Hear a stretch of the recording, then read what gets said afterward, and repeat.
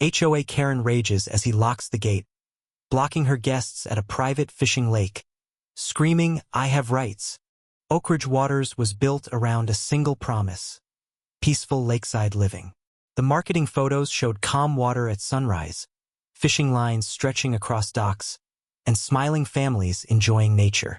What those glossy brochures didn't clarify was that the lake itself was not owned by the HOA. The lake belonged to Thomas Caldwell. Thomas had purchased the property nearly 15 years before Oak Ridge Waters expanded around it.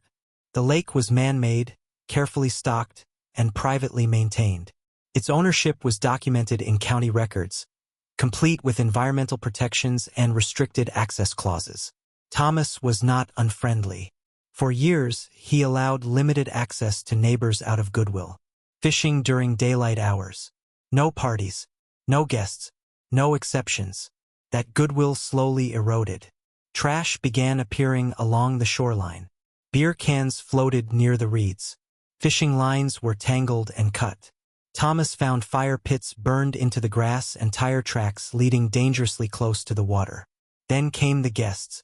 Residents began bringing friends from outside the neighborhood. Loud groups arrived on weekends.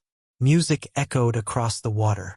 Children swam unsupervised near protected zones. Thomas posted signs. Private property. Resident access only, no guests. They were ignored. The HOA president at the time had been indifferent, but when Karen Whitmore joined the board, everything changed. Karen believed the lake was a community amenity. She referred to it that way constantly in emails, meetings, and casual conversations. "It's the heart of Oak Ridge," she told residents. "Everyone has rights." Those words became her shield. Thomas sent emails clarifying ownership. He attached deeds. He offered to meet. Karen dismissed him. "The HOA has authority over shared spaces," she replied. "We'll handle access." Without asking permission, the HOA distributed flyers advertising a summer fishing social. Guests were invited. That was when Thomas made his decision. Early one Saturday morning, he locked the gate. The iron gate at the gravel access road had always been decorative.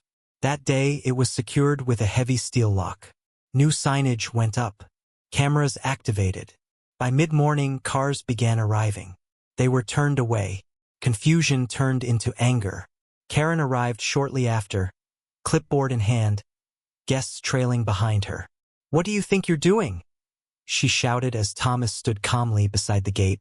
"This is private property," Thomas replied evenly. "Guests are not permitted." Karen's face flushed red.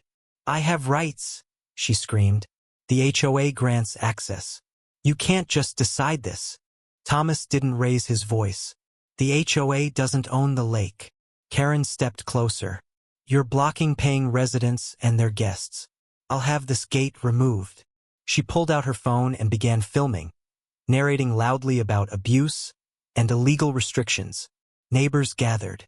Some looked confused, others embarrassed. Thomas remained still.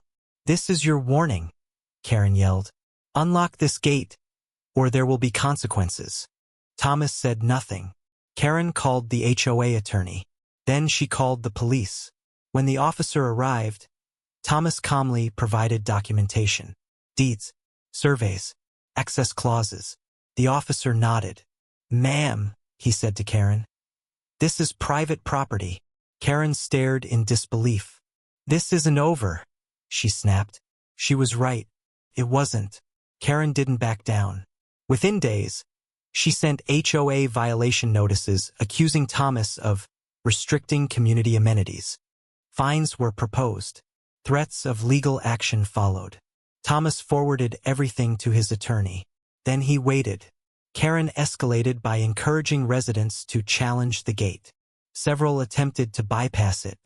One guest cut a chain link section of the fence near the water. That was a mistake. Thomas filed a formal trespassing report. The county responded quickly. An investigator reviewed camera footage, witness statements, HOA emails. The conclusion was blunt. Repeated trespassing encouraged by an HOA board member. The HOA received a cease and desist order barring them from representing the lake as community property. Karen was named personally in the notice. An emergency HOA meeting was called. Residents packed the room. Karen attempted to defend herself, insisting she was standing up for homeowners. But when legal counsel explained the liability, fines, lawsuits, personal exposure, the mood shifted fast. Thomas was invited to speak. He didn't gloat. "This lake exists because it was protected," he said calmly. Access was a privilege, not a right. A vote followed. Karen was removed from the HOA board. The fishing social was canceled permanently. New bylaws were issued clarifying property boundaries. The HOA issued a formal apology. The gate remained locked. Months later, Thomas allowed limited resident access again. Carefully controlled, respectfully managed. The chaos never returned. The lesson spread quietly through Oak Ridge waters. Rights don't come from entitlement. They come from ownership and law. Karen learned that too late.